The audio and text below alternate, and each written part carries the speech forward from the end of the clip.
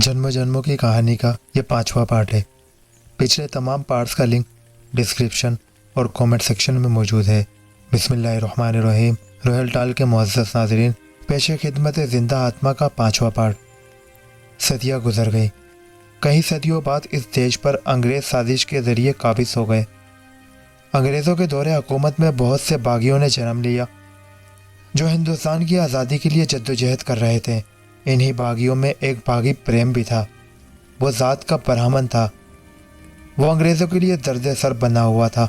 वो और इसके बागी साथी अचानक शब खून मारते और अंग्रेज़ फौज के सिपाहियों को घेर कर मार डालते। अंग्रेज़ फौज के सिपाहियों पर हर वक्त इसकी हैबत तारी रहती। हिंदुस्तानी अवाम ने इसे देवता का नाम दे रखा था। फिर एक रोज़ किसी गद्दार की मुखबरी पर इसे घेर कर गिरफ्तार कर लिया गया। इसको इसके 3 साथियों समेत जेल की काल कोठरी में डाल दिया गया। जनरल डायर ने इसे सूली पर चढ़ाने का हुक्म दे दिया। एक रोज़ इसे और इसके 3 साथियों समेत जेल से निकाला गया। इनके हाथ पुष्प पर मजबूती से रस्सी से बंधे हुए थे और वो सिपाहियों के घेरे में चल रहे थे। सड़क के दोनों तरफ सैकड़ों हिंदुस्तानी बेबस खड़े थे, लेकिन किसी की हिम्मत न थी कि मुदाखलत करता। जनरल डायर ने इसे शहर के चौराहे पर सूली चढ़ाने का हुक्म दिया ताकि दीगर हिंदुस्तानी अपने देवता को सूली पर चढ़ते देखकर इबरत हासिल करते। अंग्रेज फौज का कर्नल रिचर्ड और कैप्टन हैरी इससे आगे सीना ताने चल रहे थे। एक जगह कर्नल रिचर्ड रुका।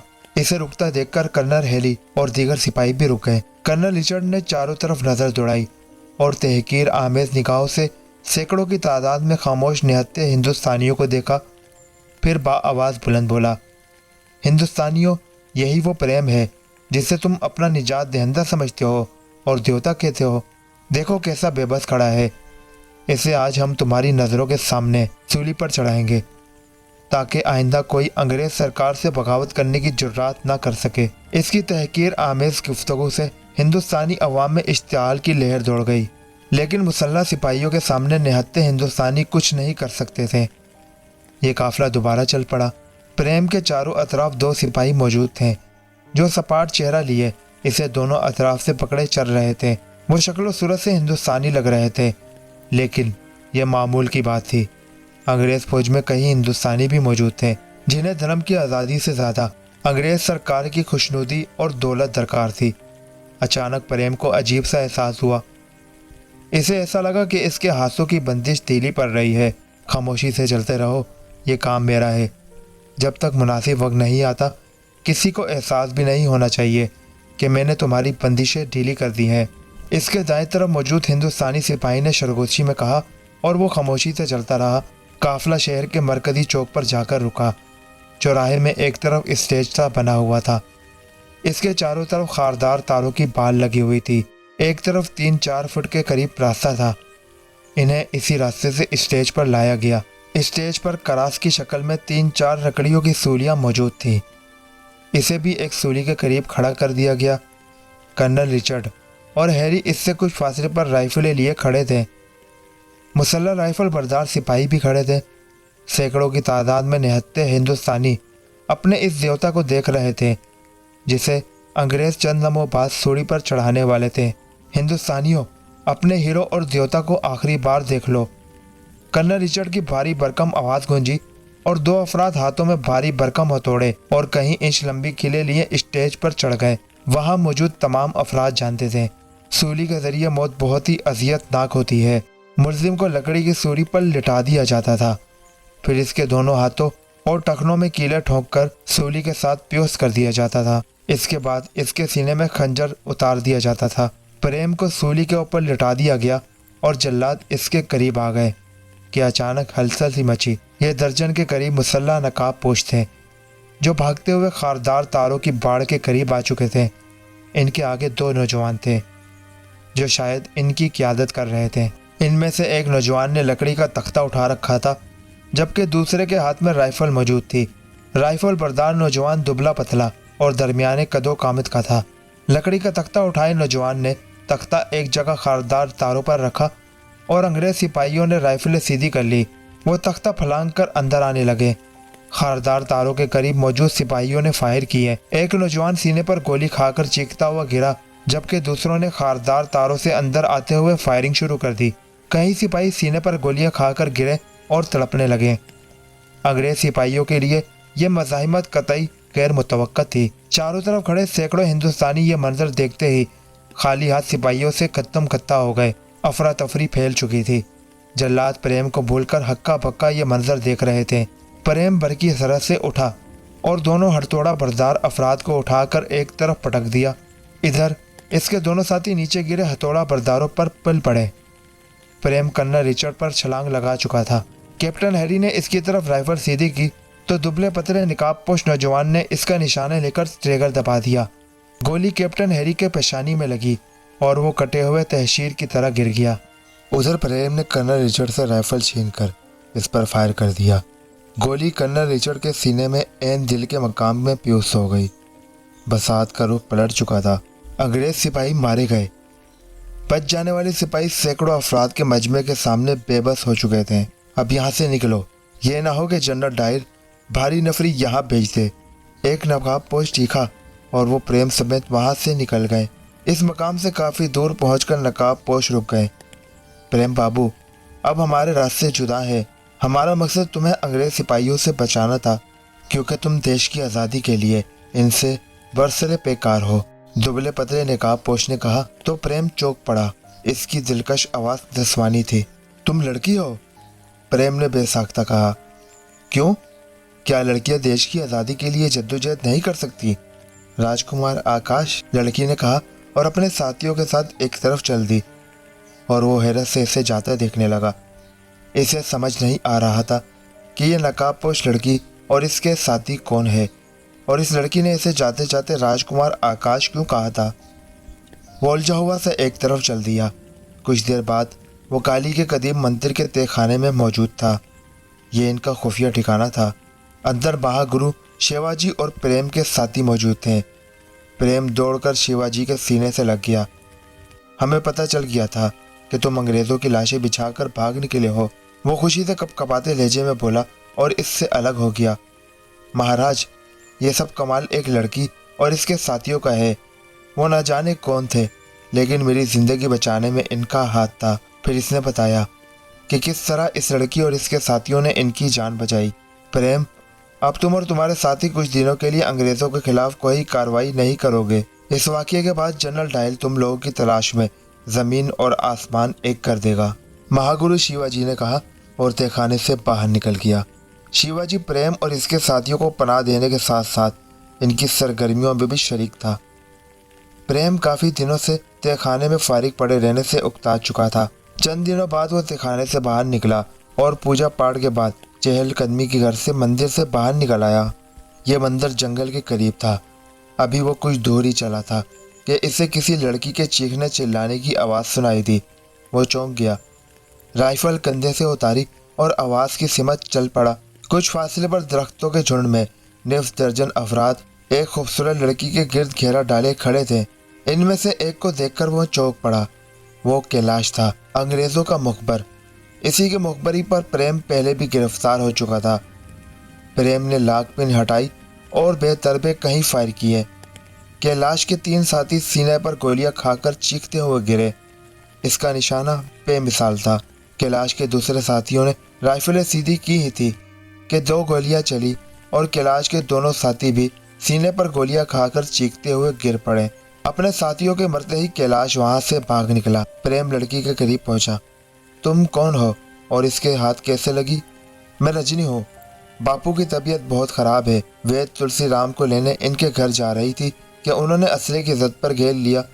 अगर ये मुसल्ला ना होते और तादाद में ज़्यादा ना होते तो इतनी आसानी से मुझे यहाँ तक घेर कर नहीं ला सकते थे, लड़की ने कहा और वो चौंक पड़ा।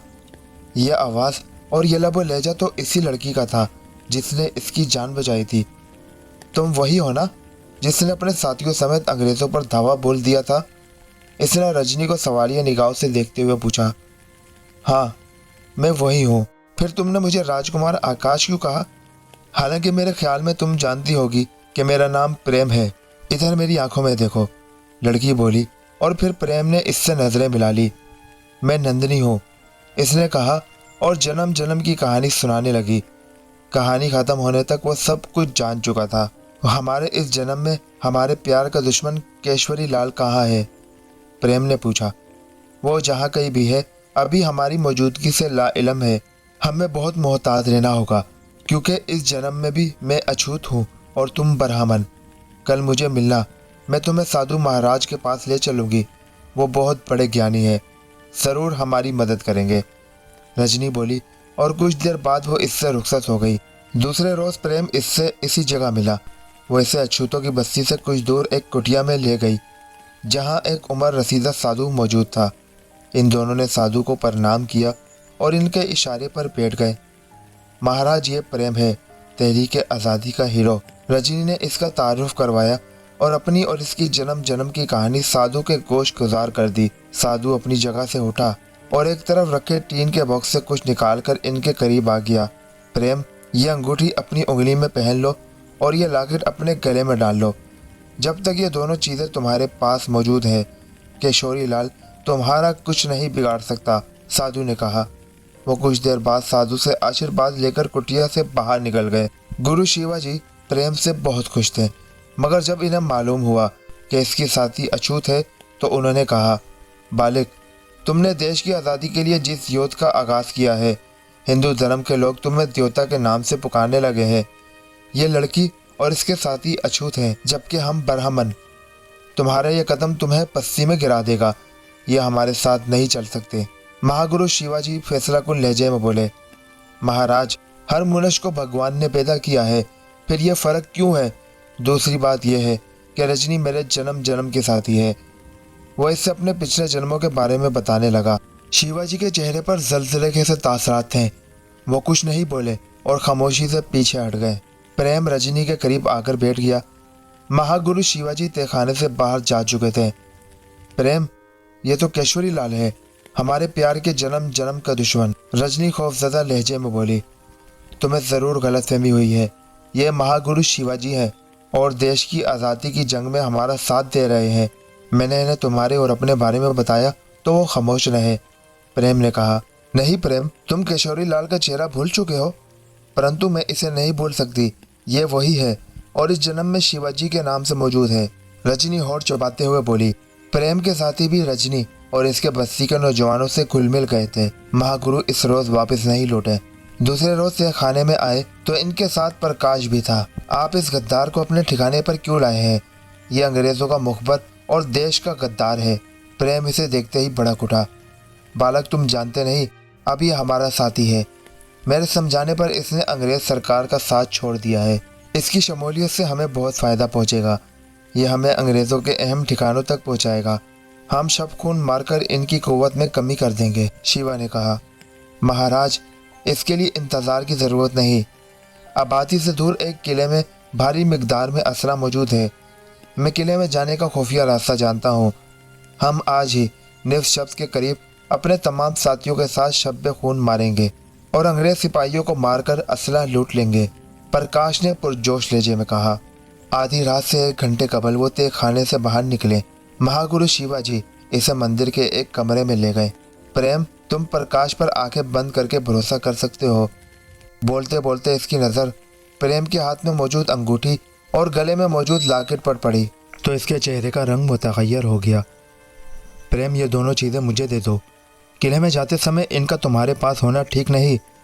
वापसी पर मुझसे ले लेना, महागुरु ने कहा। तो प्रेम ने खामोशी से दोनों चीज़ें महागुरु शिवाजी के हवाले कर दी। अपना ख्याल रखना। उन्होंने इसे गले लगाकर पीठ पर थपकी दी। वो सब के सब मुसल्ला थे। सबसे आगे प्रकाश चल रहा था। इसके पीछे प्रेम, रजनी और इनसे पीछे इनके 50 के करीब साथी थे। वो पैदल चलते हुए इस वसी व अरीस किले के करीब पहुंच गए। प्रकाश इन्हें किले के अगबी सिमत ले गया। अगबी सिमत दीवार में रखना मौजूद था। वो एक एक करके इस रखने से अंदर दाखिल हो गए और प्रकाश के पीछे चलते हुए मुख्तलिफ राहदारियों और गुलाम गर्दिशों से होते हुए वसी व अरीस मैदान में पहुंच गए। इन्हें इस बात पर हैरत थी कि अब तक इनका सामना अंग्रेज़ फौजी के किसी भी सिपाही से नहीं हुआ था।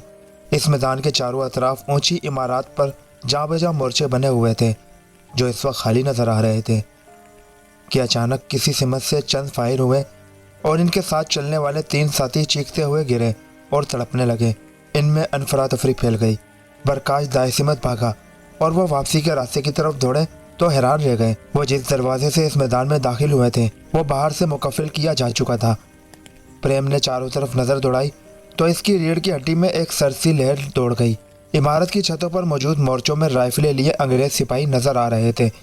और तो और इमारत की छत चारों तरफ से अंग्रेज सिपाहियों के घेरे में थी। इनकी तादाद सैकड़ों में थी।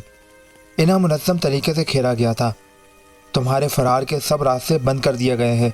तुम लोगों ने अंग्रेज सरकार को जो नाकाबिल तलाफी नुकसान पहुँचाया है इनका हिसाब देने का वक्त आ चुका है। शायद तुम लोगों में से बहुत से मुझे नहीं जानते। मैं तुम हिंदुस्तानियों की मौत जनरल डायर हूँ। एक भारी भरकम आवाज़ फिजा में गूंजी। उन्होंने आवाज़ की सिमत देखा।